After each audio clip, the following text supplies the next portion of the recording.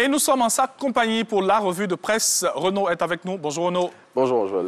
Allez, on démarre la revue de presse avec cette expression « résister aux tentations ». Oui, c'est le message envoyé aux populations du nord de la Côte d'Ivoire et partant à tous les jeunes du pays par le Premier ministre Patrick Achi le samedi 22 janvier 2022 à Tougbo, dans le nord-est de la Côte d'Ivoire, lors du lancement de l'acte 2 du programme social du gouvernement. Et à cette occasion, le chef du gouvernement, selon le Patriote, a indiqué que parmi les axes prioritaires de ce programme baptisé « Une Côte d'Ivoire solidaire » et doté d'une enveloppe de 3200 milliards de francs CFA qui va s'étaler sur 3 ans, eh bien, figure la lutte contre la fragilité dans les zones frontalières du nord de la Côte d'Ivoire à travers des investissements massifs.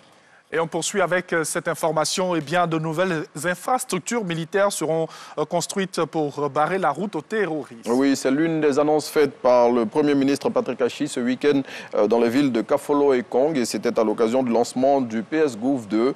Selon le chef du gouvernement qui est cité par Fraternité Matin, ces infrastructures vont permettre de mieux organiser la lutte contre les bandes terroristes qui perturbent la quiétude des populations dans cette partie de notre pays.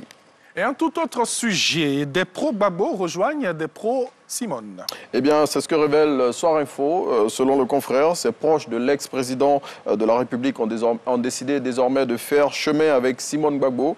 Et pour ce faire, il indique que ces pro-Gbagbo, qui étaient pour la plupart des responsables de la branche du Front populaire ivoirien proche de Laurent Gbagbo, ont rejoint le week-end écoulé le mouvement des générations capables que dirige l'ex-première dame.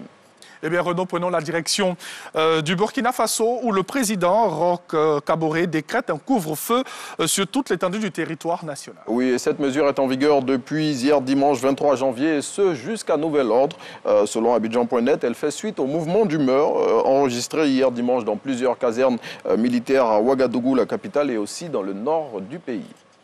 Et on termine avec la CAN 2021. Donc, la Tunisie et le Burkina Faso obtiennent leur ticket pour les quarts de finale. Oui, et pour y parvenir, ces deux équipes ont fait tomber hier dimanche respectivement le Gabon et le Nigeria. Nigeria qui, avec l'Algérie, vient grossir le nombre des favoris sortis de la compétition. Et au programme ce lundi 24 janvier 2022 à 18h, Cameroun-Comores et à 21h en temps universel, Guinée-Gambie.